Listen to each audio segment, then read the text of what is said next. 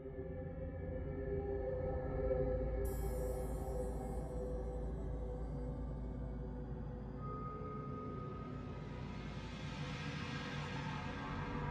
पिचाश ने बिरजू के शरीर में प्रवेश किया। अब उसे अपनी रक्त क्षुधा मिटानी थी। सुबह हो चुकी थी। रक्त पिचाश की शक्तियां कुछ कम होने लगी थी। वह बिरजू के वेश में गांव में घूमने लगा और मौका पाकर उसने 2 गायों का रक्त पीकर अपनी भूख शांत की। किंतु यह मात्र आदि नहीं था। अंत कितना भयानक होने वाला है, ये सोचे समझे बिना ही बिरजू ने एक अकाट्य शक्ति को अपने गांव में न्योता दे दिया था। बिरजू ने तो इसकी कीमत अपनी जान गंवाकर चुका दी थी, किंतु ये सिलसिला अब आम हो चला था। हर रात कभी कोई जानवर गायब हो जाता तो कभी कोई इंसान।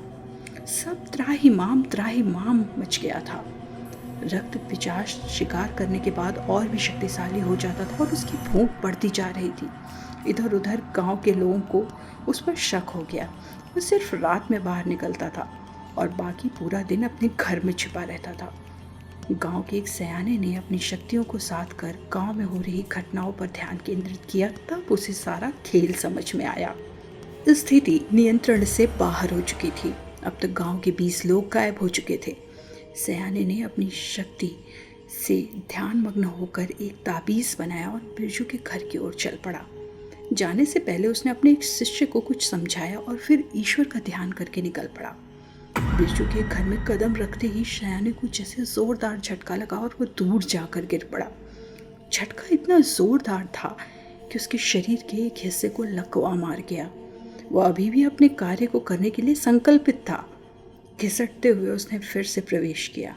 सामने से बिरजू टेढ़ी गर्दन करता हुआ गुर्राता हुआ बाहर निकला। चला जा यहाँ से, चला जा, रक्त पिशाच चिल्लाया। सयाने ने फिर से बिरजू के पास पहुंचने की कोशिश की, लेकिन उससे पहले ही साथ की दीवार उस पर गिर पड़ी। सयाने की वही मौत हो गई। गांव वाले दूर खड़े सारा मंजर देख रहे थे। रक्त पिशाच सिर्फ रक्त नहीं पीता था, अपितु पूरा शरीर एक बार में निकल लेता था। क्या जानवर, क्या मनुष्य, कोई भी उसके प्रकोप से नहीं बच रहा था।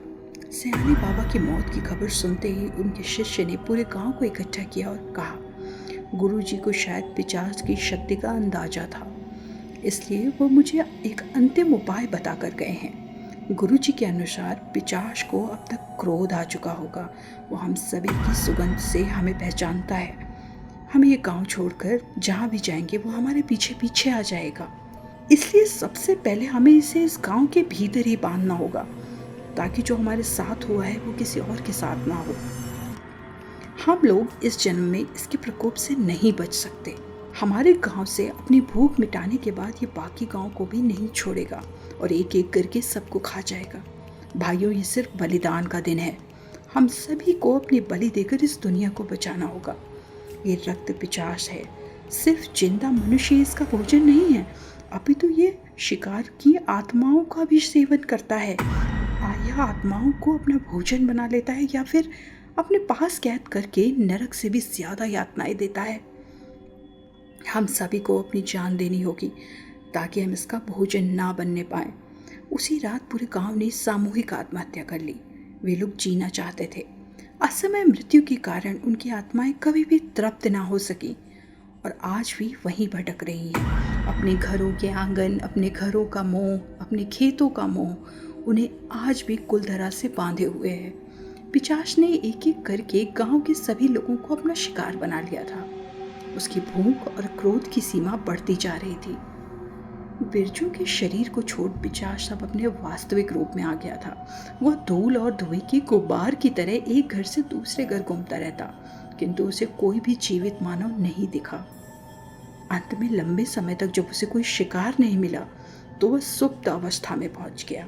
पिशाच ने गांव की सीमा पार करने का भी बहुत प्रयास किया, किंतु सयाने बाबा ने अपनी सिद्धियों से, अपनी मृत्यु से पूर्व ही पूरे गांव की सीमा को हनुमान बाबा की भभूत से स्पर्श करा के किलित कर दिया था। रातों रात पूरा गांव कब्रिस्तान में बदल गया था। गांव के लोगों की हंसी ठिठोली के स्थान पर अब वहां मरघट की तरह सन्नाटा पसरा था। ना कोई रोने वाला शेष बचा था, ना ही विलाप करने वाला। रातों रात इस गांव के ये मनघट बन जाने पर और वीरान हो जाने के रहस्य को कोई नहीं जान पाया। ये गांव की आने वाली पीढ़ियों के लिए हमेशा एक पहेली बना रहा। आज भी वह रक्त पिचाश इसी गांव की सीमा में कैद है, बस सोती हुई अवस्था में है। इंसानी रक्त की महक से वो कभी भी जाग सकता है, इसलिए आप लोग तुरंत यहाँ से निकल जाइए।